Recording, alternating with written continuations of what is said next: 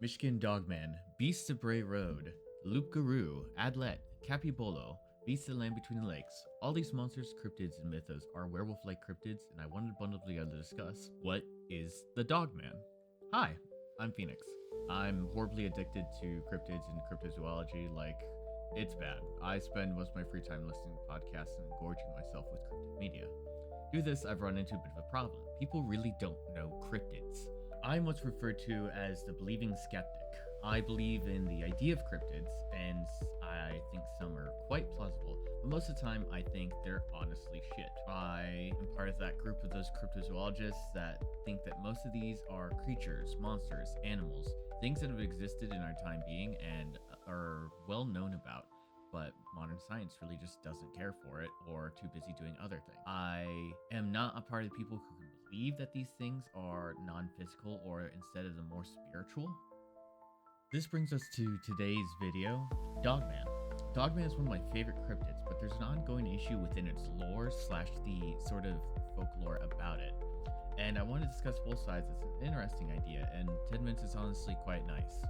So here's to part one. Part 1. What is a Dogman? Dogman is a werewolf, essentially. But rather than being a person who changes during the full moon, it's permanently in this sort of lichen form. And with that, they're not werewolves, because werewolves still requires you to change. They're dog people, canine sapien, essentially just a 24/7 wolf. In the media, it'd be kind of like the werewolves of the Underworld movie, kind of counterintuitive, but those guys are always the giant wolf things. Here's a little bit of their overview. These beasts are known for being about 6 to 7 feet tall, which is, I always thought when I was a kid, I was like, oh, that's not too big when I'd hear these stories. It's just slightly taller person. But I met Shaquille O'Neal once, and you realize that's a big animal. He's huge. And you see that, and you're just like, oh, you see this in the woods, I'm not fucking with that. So the other part of its lore is that it's supposed to arrive and pop out and be more active every year that ends with 7. So we're saying, for example, 2007, 2017, 2027. As for descriptions of the monsters, there's 2 big variants. There's the type 1, which is more of it has a concave chest and haunches.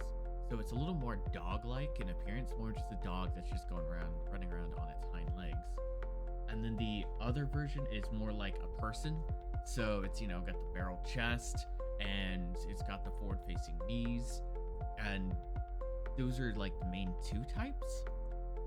Both have been sighted all over the North Americas, from California to Canada to the Alaskas.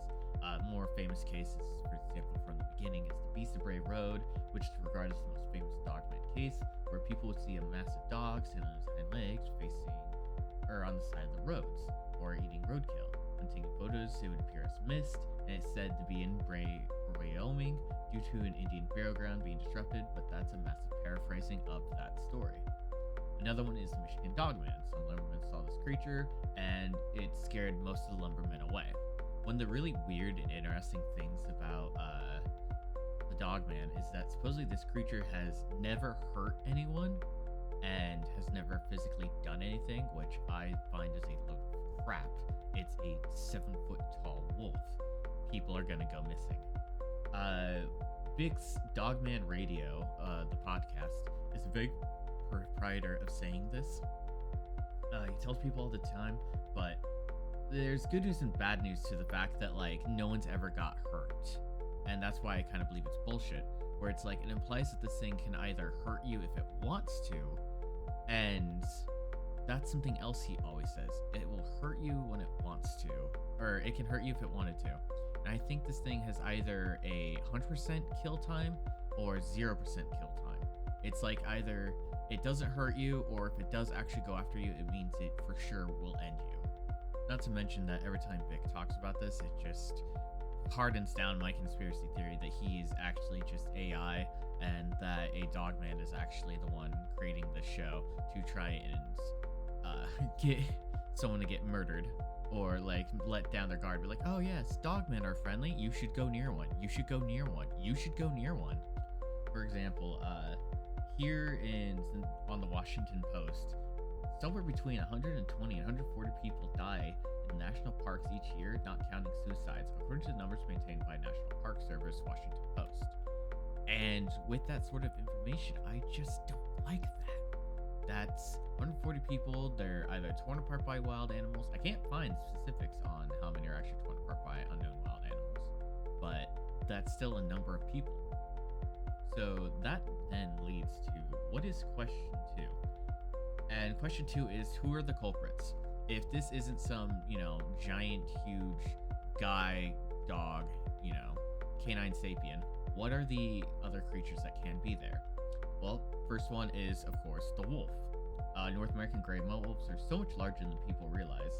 And, for example, the average size of a gray wolf is 66 to 180 pounds if it's a male adult, and 51 to 120 if it's a female adult. Their average length is, 6 feet long, and their average pack size is 6 to 8 members.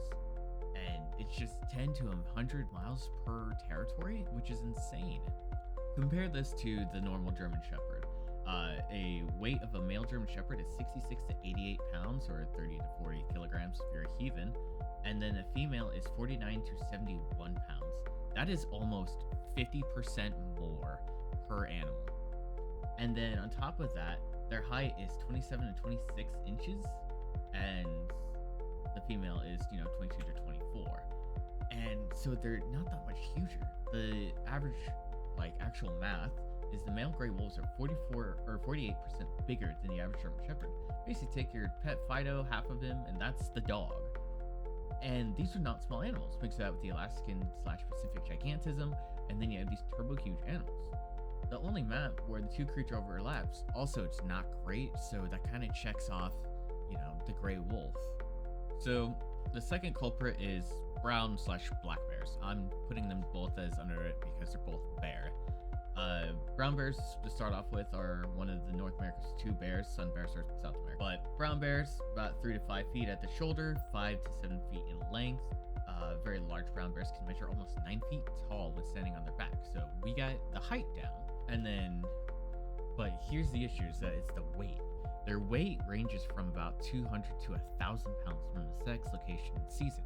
For example, the Pacific gigantism that I mentioned, or the North Pole gigantism. Now let's compare this to the North American black bear. Height is about 3 feet at the shoulder, and then 5 to 7 standing upright. That is also very plausible for the creature itself. Weight ranges about 100 to 600 pounds on the age, sex, and season as well. Which is, this is a very good contester for what people are saying. But unfortunately, the size requirements of the beast, it kind of makes sense.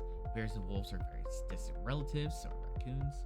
And so Dogman could be any of these creatures, but we all know you didn't come for that. So time for the tinfoil hat. So tinfoil hat time. Part 3, Beyond Science. Option 1, it's a werewolf. It's a family, a pool. It's a group of people with lycanthropy, cursed to being werewolves, turn at the full moon, and so they're there every moon. So this is the first type of supernatural, but then it's not a dogman, it's a werewolf. And we know that people can't transform during the full moon, right? So then this leads to option 2. One of the first stories of the Dogman is that it was a security guard, checks on groundworks he worked at, grass is grass, fence is wood, and he saw something digging in the mound nearby. He mentioned it saying Gadara, which is the one who the religious believe is reference to the Bible. One of those you'll find if you're looking for it, kind of thing. But people believe that has sort of a angel/demonic presence, and that kind of makes sense, but that's all spiritual BS. Now on to part 4. If you're going to face one of these things / defend yourself from one of these things, if they are truly real, first rule of defense, don't go outside. There's no point. You can stay in cities, you stay near people you know. It's a basic survival instinct of literally anything. Common sense. Can't cause problems with nature if you're at home. But now for the real answers. So, option 1, if it's physical. If Dogman is a physical creature, it means it's an animal, so it bleeds. You can just shoot it, and a shotgun will just do a trick. Buckshot, 50 caliber round as of 2024. So, just blasted the bastard away center mass. Blades could also do the trick. I've heard stories of people hurting the creature with bullets, or just phasing it through them, or not really affecting them as much as would. And I say that maybe blades and claws might do the trick. It's a lot harder to tourniquet a gash wound from a sword. But as for actually protecting yourself physically, I'd say plate armor, some plate mail to defend against the slashing claws, but the crushing jaws and piercing teeth might be less effective. Kevlar would just be ineffective, but something's better than nothing. I'd recommend maybe a little bit of chainmail if you really want to go for something. But in reality, maybe staying light on your feet and being able to run away is probably the best defense. Now on to kind of the weirder part, the more spiritual side of defending yourself. Supposedly when people have the nightmares and they see the spiritual version of this creature, they say invoking the name of Christ usually makes them run away or flee. So I have a feeling that names of power, or at least the courage that comes with those names of power, also gives someone strength. Maybe silver, salt, if it's a demon or ghostly creature. But I wouldn't count on that too much, since you probably need the right stuff for it, or it might be kind of foolish, or those might also just affect physical things. Maybe the assault gun for bug assault. But at the end of the day, this might be a fun topic to discuss with people and friends, but nature's no joke. No matter what we think, the Dogman is the least of yours when it comes to the outdoors. You've got wolves, snakes, spiders, things that will hurt you and easily maim you. Bears, for example. Bears. They are all creatures that are way bigger than you, and they will see you as a threat. Moose. Have you ever read the book Hatchet? Moose are scary. Moose are huge. Moose can be the size of certain elephants.